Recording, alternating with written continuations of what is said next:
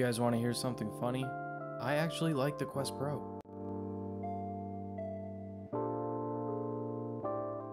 Introducing the Quest Pro, a loose collection of design and marketing mistakes, and naturally, it's my favorite headset.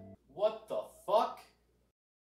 The Quest Pro is the latest release from Meta as of July 2023, with one of the most attractive LCD displays out there and boasting a quantum dot display with local dimming ran at 90Hz with a resolution of 1800 by 1920 per eye. It's sitting nicely with the top players.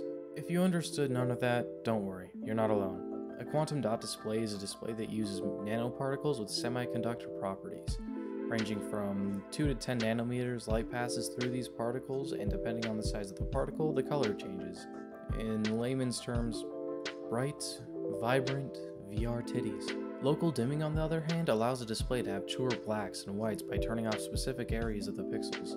Sounds pretty neat, right? Well, those aren't even the main selling points. As well as sexy displays, the Meta Quest Pro also has face and eye tracking, color pass-through allowing for AR capabilities, pancake lenses allowing the headset to be vastly smaller, brand new self-track controllers with precise haptic feedback, a new open head strap design, an XR2 Plus processor, and a charging dock. Basically, it has a lot going for it. But enough about the technicals, let's get into the post-mortem. Figure out why this headset failed and why it's still my daily driver. A little history on my VR experience. My first headset was the HTC Vive, then the Quest 2, and now the Quest Pro. The Quest 2 by no means has an ugly display. In fact, its resolution is higher than the Quest Pro. But after putting on the Quest 2 once trying the Pro, I wanted to projectile vomit. The Quest Pro's displays are magnificent. In the first few weeks, I found myself replaying games that I've long since lost interest, simply because it was a whole new experience with these new panels. These panels, combined with the 106-degree horizontal and 96-degree vertical field of view, was nothing short of refreshing after using the Quest Pro for nearly 3 years. The field of view increase may not seem like much over the Quest 2's 90 degrees horizontal, but these lenses get much closer to your eyes, increasing the perceived field of view by leagues. The Pro moved from traditional Fresnel lenses to pancake lenses. This allows for greater visual freedom, a larger sweet spot, and overall increased visual clarity. Alright guys, let's talk about the face and eye tracking. Face and eye tracking is exactly what it implies. Cameras on the headset track where you are looking and your facial expressions in real time, and it's a whole lot of nothing. Face and eye tracking opens the door for trailblazing improvements in game performance with foveated rendering. Except, oh wait, they didn't add foveated rendering. Foveated rendering is when the area of the screen the eye is looking at is rendered in full, while the rest of the screen has its resolution reduced. This is how we see things normally. The focal point is sharp and the periphery is blurred. With not having to render the majority of the display at full resolution, you can greatly increase the graphics and or frame rate. But no, I'm gonna add this potentially game-changing feature and do nothing with it other than show everyone what exactly I'm looking at in VR chat. Newsflash. It's boobs. As of now, July of 2023, Meta has done nothing with face and eye tracking. It's great in social VR and allows for a much more intimate connection. Well, that is, if the developer is willing to take the time to implement it so that 0.1% of their player base can sexually assault you with their eyes. Bottom line, it has great potential, but for now, I feel like I paid extra for a gimmick with little utility. Speaking of disappointments, let's get into AR. One of the biggest selling points for most people was the new color pass-through AR feature. AR stands for Augmented Reality, a virtual overlay of the real world. They do this with higher resolution cameras compared to the Quest 2 and one color camera that adds the color to the image. Despite it being hyped up as the next step for VR, it sucked a big wiener. The resolution was lackluster to say the least, the color camera couldn't keep up with the rest of the cameras, and they removed the one most vital component last second. The depth sensor. This would have allowed the headset to tell what is what distance away. Say you have a virtual screen in front of you, you can move your hand in front of it, but you can't move your hand behind it because the headset can't tell what distance your hand is in relation to the headset. It's either that or your hand is always behind it. And they removed it. They just removed it. Nah, okay, I guess I know why they removed it. You could technically use it like an X-ray to undress people. That's minor detail. Minor, really? Okay, now I know things are looking bleak, but let me tell you about the controllers. The first thing you're going to notice when you pick up the controllers is the lack of tracking rings. This doesn't change much for many, but to me it's less shit that can break. The second and most important thing you'll notice is each of these controllers has 3 cameras. The cameras allow for each controller to track its location independently. This eliminates tracking issues that generally occur when the headset can't see the controllers or the controllers are too close to the headset to be tracked. But the most important one for me is the build quality. The Quest 2's controllers, they weren't bad by any means, but they were plasticky and felt cheaply made. The Pro controllers, on the other hand, feel amazing in the hand. With better quality material and a little more weight to them, they feel like a Pro product. Lastly is the haptics. The haptics in the Quest 2's controller were a general vibration. However, in the Pro, they utilize 3-point haptics. This allows for localized vibrations that make the experience feel far more precise. Next up is the open head strap design.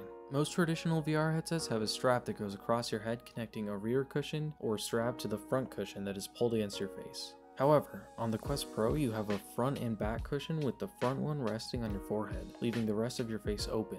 This way, when using AR, you can see your surroundings and feel present in the world. And when you want to immerse yourself in some VR content, you can throw on the magnetic blinders. Most people who don't use AR much really don't care for this design. For me, this is a game changer. I find myself being very annoyed with fast-paced games in my small play space. The Guardian's always triggering, breaking my immersion. But with the open head strap design, I found that I can take the blinders out, turn off the Guardian, and play these games using only my periphery to keep myself centered in my play space. I want to make one thing very, very clear. Not everyone can do this without eating plaster. It comes down to how comfortable you feel in VR and your confidence. Not everyone has VR legs for it. In a fast-paced environment, it can get easy to forget about your real-world surroundings, and that's when you break $1,000 headset clean off your head. This is just something that made games like Hollow Point, Superhot, and Pistol Whip much easier to play without consistently having the boundary popping up to remind you this is all just a creative collection of ones and zeros. There's not much to say about the charging dock. It works, but it can be annoying to try to line up the contacts on the headset and the controllers, especially if you use a lot of third-party add-ons like I do. It makes it look pretty when it's not in use, but I feel like there are more practical options. Finally, we have the processor, the XR2 Plus. It's basically just an XR2 that's been overclocked and has better cooling. We love the extra power, but the fact that the Quest 3 will have a faster processor is a big fuck you to the face. Thanks, Meta. In conclusion, this headset is a dream for PC VR. The fantastic displays alone outbeating nearly every other consumer-level headset, amazing self-track controllers, and a controversially comfortable head strap. This is a great buy if you primarily play PC VR, but would also like the option of playing on the go from time to time. Unfortunately, purely as a standalone headset, it makes no sense. It has a AR that isn't so much AR as it is a tribute to the iPhone 4 camera. The processor is bested by the Quest 3 only a year later at half the cost, and the battery life is only about 1.5 to 2 hours. The perfect rendition of this headset in my eyes would be a PC VR headset without the entire computer weighing it down. Or alternatively, a PC VR and standalone headset with the same or greater processor as the Quest 3, hot swappable batteries, and cameras that don't draw inspiration from the $50 tablets at Walmart. For $1,000, this should be doable. But if PC VR is your aim, this is a great headset and I couldn't recommend it more. This headset has great technology in it. I just only wish they had done more with it. You know, opposed to the absolutely nothing they did with it. Now you're probably thinking it's a pretty good headset. Not without its flaws, but definitely an option to explore. No, wrong, you fool. It's meant for work and work work work work work work work work work work work work and work working work work work work work work work work work working in the metaverse. This is the biggest caveat of the Quest Pro. Everywhere I turned, it was advertised as a workstation. I don't think I had to write this one down for you, Meta, but VR in its current state is shit for work.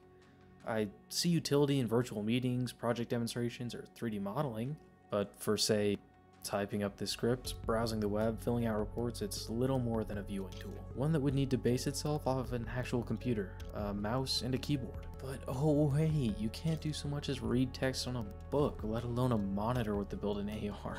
I mean, I can try, but it's kind of like being flashbanged over and over and over and over. I'm not trying to put you down, Meta, but this should have been basic knowledge. This should have been addressed before you gave it the initial price tag of $1,500, and then $1,000 when you realized how absurd it was. Sadly, this is why I cannot recommend anyone buy this headset. It's still amazing for PC VR, but it wasn't intended for the average consumer, which means it won't get the care and attention the Quest 2 did. With Meta canceling production after only a year, they'll never make the most out of features like face and eye tracking because the player base that can actually use it, well, it's too small now.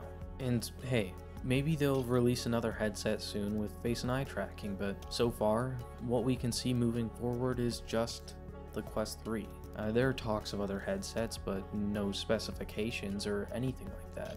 It's just a letdown. This reminds me a lot of the Rift S. Not a bad headset, but the small mistakes added up and there were better options. What I see the Pro as is a stepping stone to make future headsets better. Like I said at the beginning, this headset is a loose collection of design and marketing mistakes, but mistakes that hold valuable lessons moving forward.